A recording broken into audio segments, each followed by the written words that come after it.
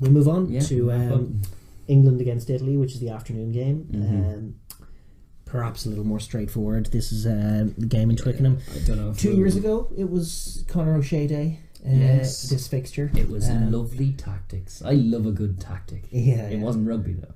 That was a game of rugby. Eddie's got to get over it. It was not a game of rugby. It was a beautiful game of rugby. I thoroughly enjoyed that game of rugby. It was one of my favourite. It really was. Favourite halves of rugby. Yeah, well that's it. But beautiful stuff.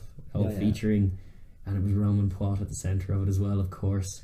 Like whenever there's that level of baffling confusion going on, you guaranteed that Roman's at the middle of it all. It's a great line. I'm not the referee, but not the coach line. But it was actually. It was in the moment. It was probably not correct in the sense that they were just asking for a rules clarification from the ref, which is not an unreasonable request. No, it's not. It was obtuse. His response was like, yes, funny, but also like, what are you doing? Like, you need to communicate all of these things to the players so that there's clarity and not handbags, which happens at the ensuing breakdown but tackle apparently. So it's just like it was a funny old game. I don't think we're seeing anything like that, not least because they've kind of augmented that rule, so it can't happen again.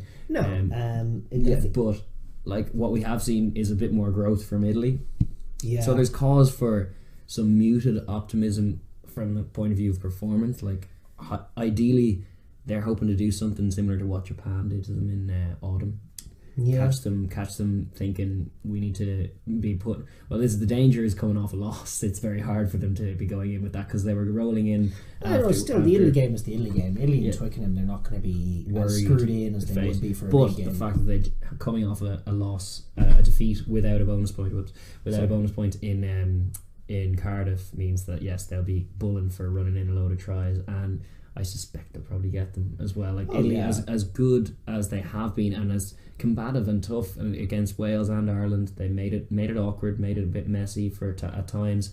Executed better with ball in hand than they've been doing. Tito Tebaldi being back means they can kind of kick themselves into better areas of the pitch to play. He's very much a key man for them. I would say Tito and the back three are huge because he's like, we all know the limits of Tommy Allen. He's a good runner of a ball, but he doesn't kick.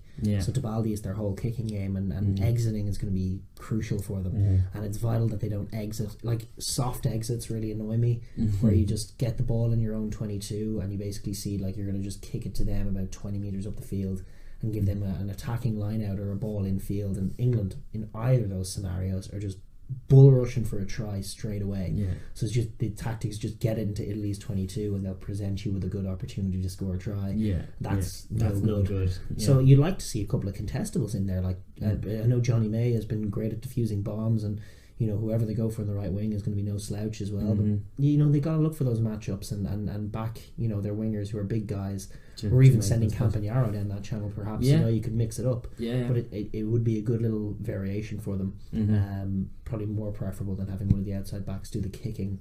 Hayward can kick maybe. He can, but exit's going to be crucial for them. It's true. And then territory in field as well. They don't like to play any rugby in their 22 at all. They exit pretty much as soon as possible, which is where those slightly hurried kind of box kicks and otherwise come from.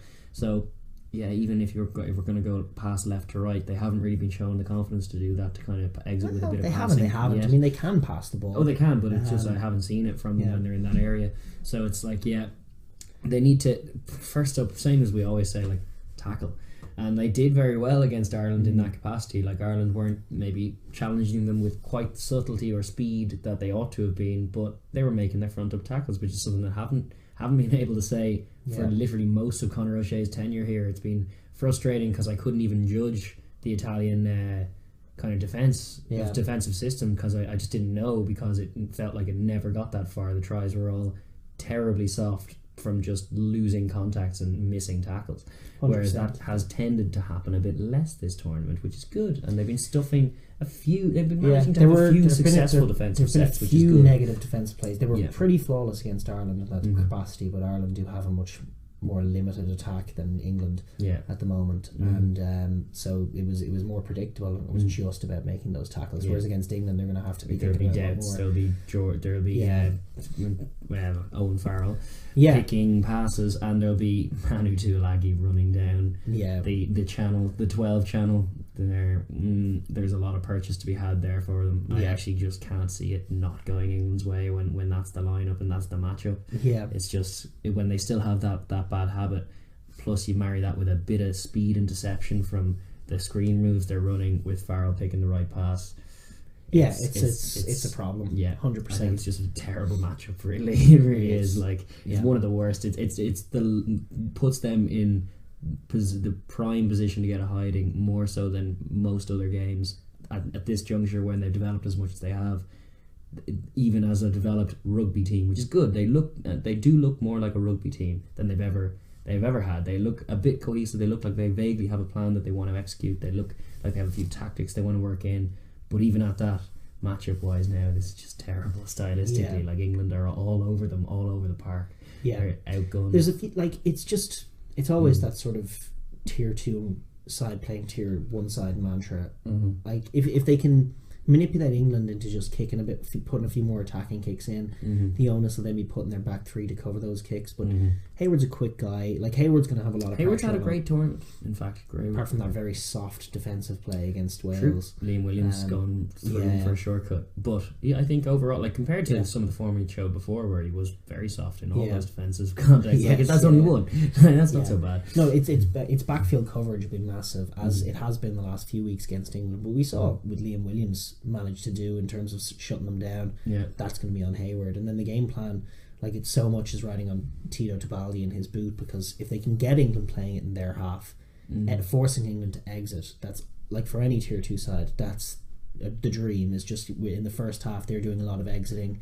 It's keeping the score down, it's keeping the pressure on England, it's forcing them to do more work than you have to do. And Italy do at least have the improvement around their fitness, in the sense that in the second half they're not likely to, if the game stays narrow and the scoreline is not ticking over that well for England, it's less likely that Italy will just break down and England will run in a load of tries in the second half. There isn't that fitness deficit that there once was.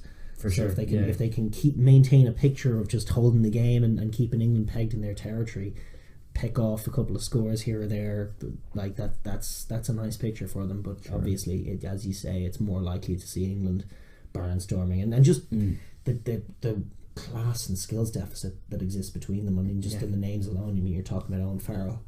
They haven't got anybody like Owen Farrell. Like Tommy Allen is a fine ball runner, but nowhere near. Like he actually kind of wants to play the game in a similar way to Farrell, but he's a several. I don't even think he does at all. Like Farrell sees the whole picture. Tommy Allen's just a 12. That's probably true. Well, that's true. But Farrell's a 12-2 man. Apparently. No, he isn't. He's the least 12 there ever 12'd. It's true. And he has more games at 12 than Tommy Allen. What a world. That's true. That's how it works. We just don't know what we're talking about with it. But Farrell, in terms of being a threat with ball in hand, good passing game on him. Like that's kind of what I mean, like that in terms of Tommy Allen's contribution, but like Farrell's just several levels above, and that feels like it's not just limited to Farrell. You're looking at every single position on the park, and you're going like, I don't see anywhere where Italy have the edge. Italy's back row can maybe match some of what England's back row on their day. Bramstein can pick off a couple of lineouts. Bramstein can pick up a couple of lineouts. That would be nice. Like, disruption would be great. If they can bag some tries. Well, this is it. And again, it's going to be my point for the whole tournament. I'm not swaying from it. Italy need to be going for tries. No 3-pointers ever at all. You're in Twickenham, for God's sake. What is going to happen with that 3-pointer? Nothing. You're just sacrificing one of the few chances you have. If you're lucky enough to get 4 chances in the game, you need to be turning all 4 of them into tries. It's your best hope of winning the game. It's also your only hope of getting anything out of the game at all. It's almost like if they're lining up an easy 3-pointer, you'd almost think from an Italian perspective, gee, it'd be better off if you missed here, because then it's only a 23-2 and we get to keep the ball in their territory. Exactly. So it's like, why are you doing it? It's a fallacy that exists. It seems prevailing in this part of the world, because anytime I listen to coverage from every country, they're always suggesting you go for the 3. Some less in other countries. The Kiwi commentators are off on 3.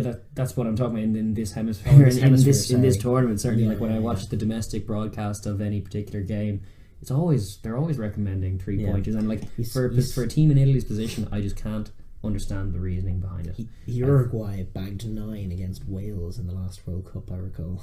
It was like a 52-9 defeat. Yeah. What's the point? Like, it may as well be nil. Yeah. All you've achieved is not getting nilled, which can be accomplished with a simple try, you know, or 4. But it's not that simple. They're big Welshmen. Can I not just kick over the points? No, you should. Well, like this, it goes into your point about no matter if you're tier 1, tier 2, tier 3, you should have an attacking maul play in your locker. 5 meter line out. You should have a few plays. That's your 2-point conversion play. Like every team needs to be very confident about scoring from that position. Exactly.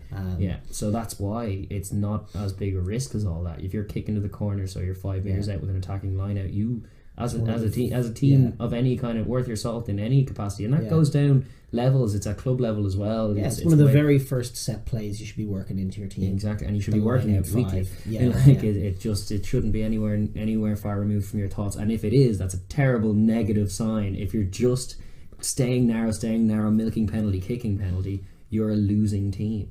Always. That's not the right way to play it. So it's just tactically, as far as Italy are concerned, I wish they would just go for it from the very, very beginning, because it's the best. Like we're saying, the tier 2 teams, traditionally whenever they come across a team like this, where matchup wise they're inferior across the park on paper, and they just are. So it's like you're accepting that going into it.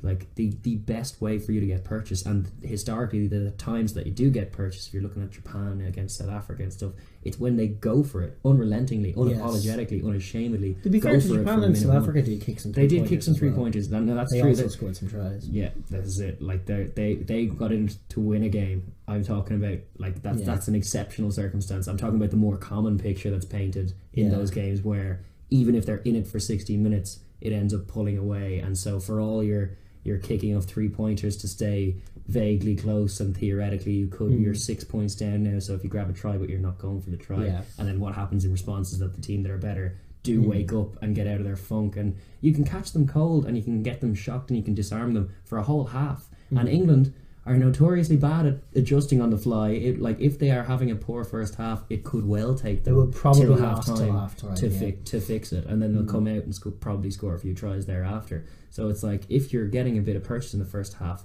go for tries. Exactly right. Yeah. Don't be kicking those 3-pointers, because they're just a waste of your few precious opportunities. 100%. I'm just going here. I've written down, I think, 40 plus points. That being said, I don't expect Italy to get 4 tries.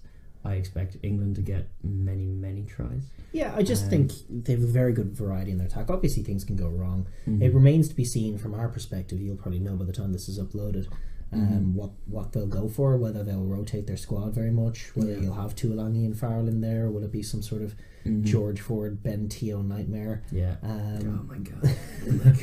I don't want to look at that. No, I suspect not. I would think that would be a potential momentum staller, especially after the last 2 weeks Italy have had. I kind of feel like after the loss, they've had a week off, a loss and a week off. You'll want most of those same boys out there again to kind of angrily run in and run over some talent. It's one of those games that's a stepping stone to the next week, and they've got Italy and then Scotland. It's a chance to play themselves into a bit of form in Twickenham. You want your guys out, 100%. Yeah, that's true. It's putting on a show for the fans at home as well. Yeah, it's I think it's try times for England. That's what I'm thinking. That's it. Good luck. Good luck to Italy. Be rooting for you. I will certainly be shouting for you, but yes, with muted expectations. All right. Yeah. Well, you went in there. He went all in on an England win. I did. Thanks for watching the Overlap Rugby podcast. If you enjoyed that video, please like down below and subscribe for more videos. And please enter the comments section to join our conversation. Thanks.